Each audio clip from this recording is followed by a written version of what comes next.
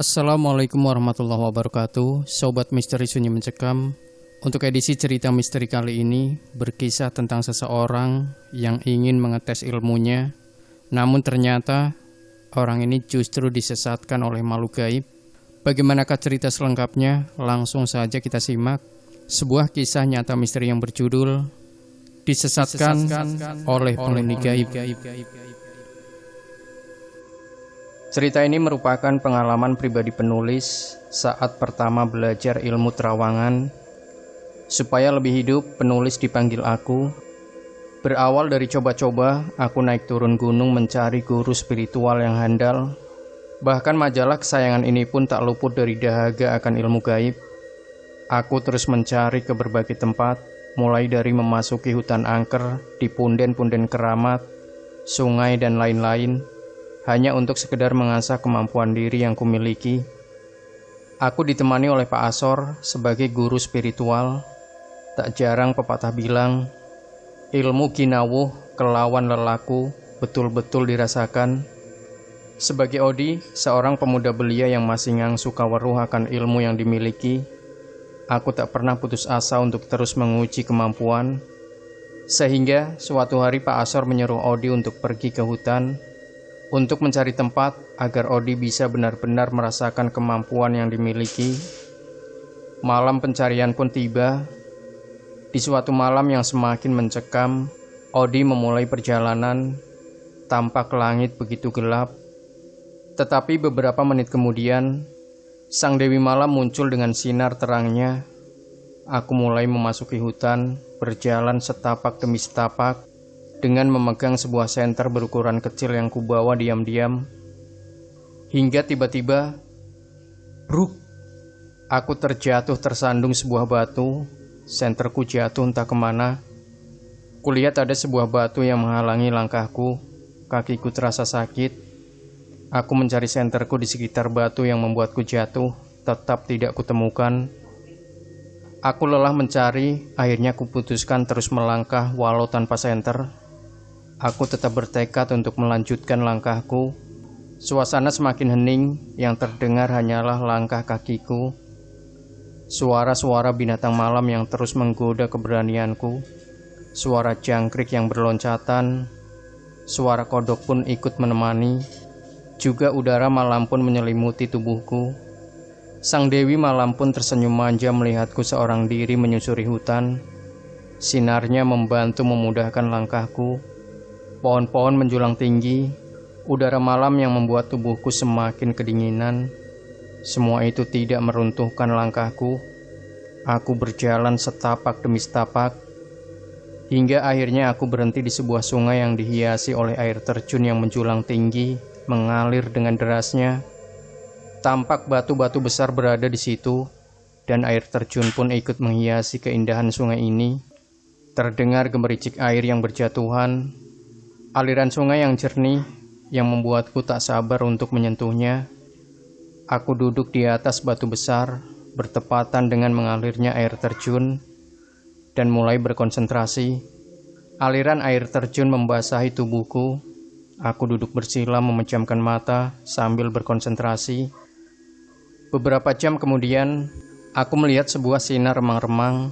Aku terus mengikuti sinar itu, hingga semakin jelas berwarna putih, merah, dan kebiru-biruan. Semuanya bercampur menjadi satu. Cahaya itu menarikku, sehingga kutemukan sebuah lorong kecil. Semakin kudekati, tampak semakin jelas, hingga ku merasa seolah-olah aku sudah berada di dunia yang berbeda. Mungkin inikah alam hunian yang jadi penasaran kaum kebatinan. Dek, jantungku berdetak kencang. Terlihat beberapa penampakan-penampakan. Aku berusaha kontemplasi dengan penghuni di jagat gaib. Assalamualaikum ya Gabitullah, kataku. Agak lama terdengar, siapa kisanak? Ada keperluan apa mengusik alam kami? Tegasnya dengan wajah sangar. Terlihat aura merah yang pekat. Wujudnya bagai gorila dengan taring dan kuku-kuku tajam, seolah-olah siap untuk mengoyak jantungku. Maaf Kisanak, saya hanya meminta izin berkunjung ke tempat ini. Sudikah kiranya Kisanak bisa mengantarkan saya ke penguasa di sini? Jawabku, baiklah, aku Patih Rekso, Adipati Alam Hunian bawah air, diutus sang Putri Kencana untuk menyambutmu. Konon, tiap lokasi tempat pasti memiliki penguasa masing-masing.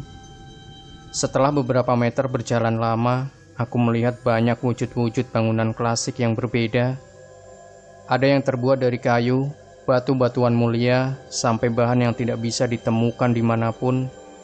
Aku berjalan menelusuri lorong-lorong. Suasana agak berbeda, terlihat samar, tidak begitu terang.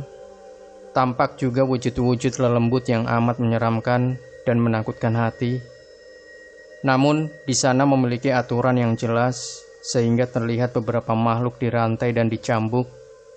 Mungkin karena mereka telah berbuat kesalahan.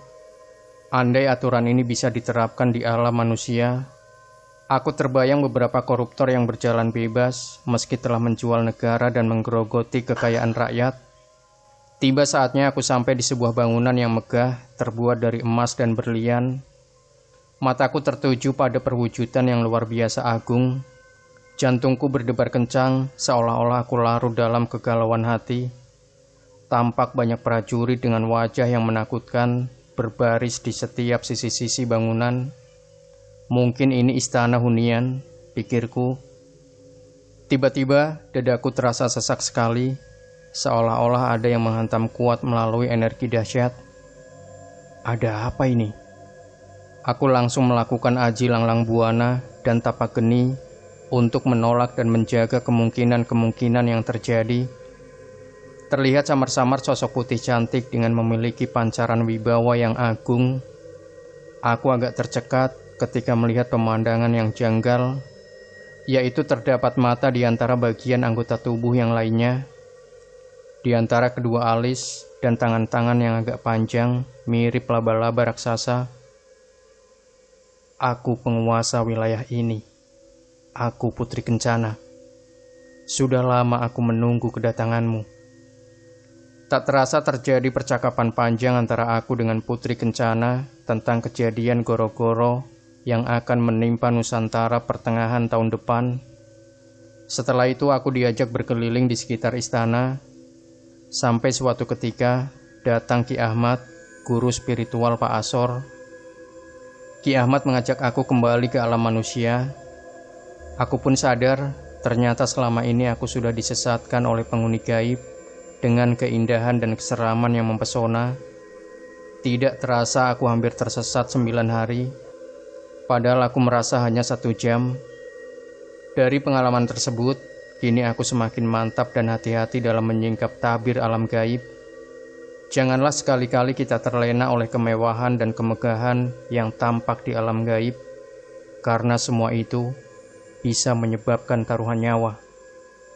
Demikian Sobat Misteri Sunyi Mencekam. Jangan lupa berikan komentar Anda, like, share video ini, subscribe channel Sunyi Mencekam, dan kembali nantikan cerita-cerita misteri terbaru dari kami. Wassalamualaikum warahmatullahi wabarakatuh.